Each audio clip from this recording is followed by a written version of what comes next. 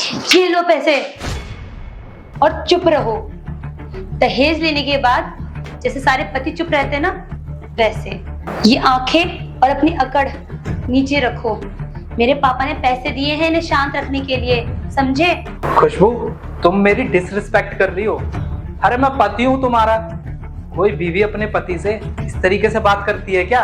Disrespect? तुम्हारी respect तो 1 साल पहले ही खत्म हो गई थी, जब तुमने मुझसे शादी करके दहेज लिया था। अगर और पैसे चाहिए तो बोल दो मुझे, मैं अपने पापा से लेकर तुम्हें दे दूंगी। मुझे कभी भी रोकने और टोकने की कोशिश मत करना। जो मेरा मन करेगा मैं वो करूंगी, समझे? ठीक है, तुम्हें जो करना है ना तुम वो करो, लेकिन अपनी मर्यादा में रहकर।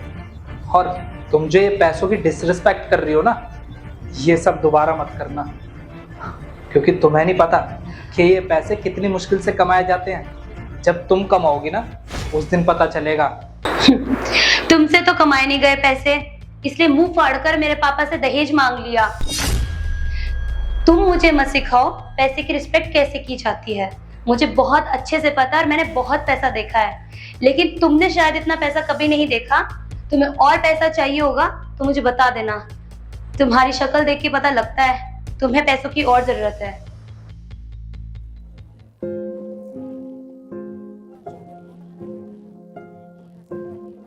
लेकिन तुमने शायद इतना पैसा कभी नहीं देखा।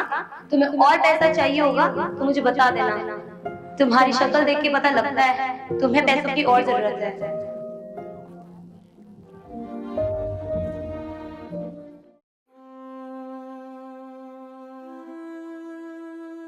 कहाँ जा रहे हो?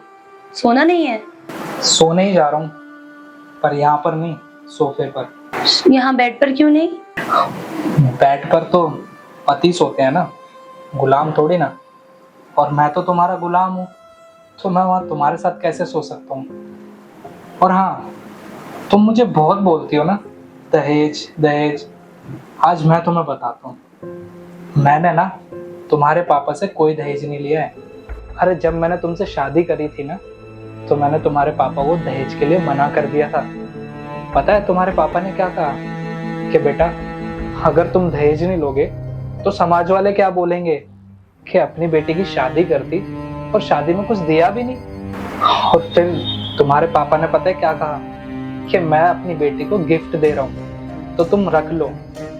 और हाँ, मैंने उनको यही बोला था कि पापा मैं ना आपकी बेटी से शादी करना चाहता हूँ, क्योंकि वो मुझे पसंद है। आपके पैसे देखकर मैं उससे शादी नहीं कर रहा। और हाँ, इतना तो यार मैं भी कमाता हूँ कि मैं तुम्हारे शौक मौज, तुम्हारी जिम्मेदारियां सब कुछ उठा सकता हूँ मैं। तुम्हारे पापा ने पता है क्या कहा? कि बेटा दहेज तो तुम्हें लेना पड़ेगा, वरना ये समाज वाले ना यही समझेंगे कि जरूर कुछ ना कुछ लड़की में कमी होगी, जभी तो शादी ऐसे ही कर दी। और तुम्हें पता है खुशबू, दहेज ना लेने वाले की गलती है और ना ही देने वाले की। गलती तो इस समाज की है। अगर लड़के की शादी हुई और दहेज में सोना चांदी कार ये सब नहीं मिला, तो सब सोचते हैं कि जरूर लड़के में कुछ ना कुछ कमी रही होगी, जभी तो बिना पैसे लिए शादी कर दी। और खुशबू एक बात बताओ, इसमें मेरी क्या गलती है? मैंने तो तुम्हें पसंद किया, तुमसे शादी करी। अरे बल्कि मैं खुद दहेज के खिलाफ था, पर इसमें गलत कौन बना? मैं ही ना। पता है खुशबू, अगर दहेज लेने वाला भी गलत है ना, तो दहेज देने वाला भी गलत है। मुझे सच में पता नहीं था तुमने दहेज के लिए मना किया। अगर मुझे ये सब पता होता तो मैं तुम्हारे साथ इस तरह से कभी बिहेव नहीं करती। मुझे बस चिढ़ है, अगर कोई भी दहेज की बात भी कर दे ना तो मुझे उस आदमी से नफरत हो जाती है, इसलिए मैं तुम्हारे साथ इस तरह से बिहेव कर रही थी। Please, I am sorry. कोई बात नहीं, तुम आराम करो। Good night. राहुल, मेरी बात तो सुनो। राहुल।